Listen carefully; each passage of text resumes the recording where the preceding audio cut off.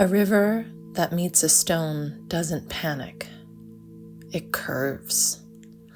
It listens for the next available path. Repair is leadership's curve. Before you speak, regulate yourself first. This is your responsibility. Breathe into your feet. Expand your inhale.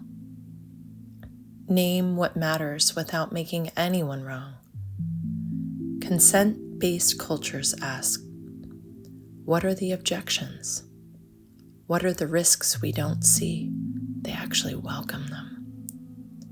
It's just the early truth, because when we move together, owning outcomes as a circle creates coherence. Like water, we can be both soft and strong.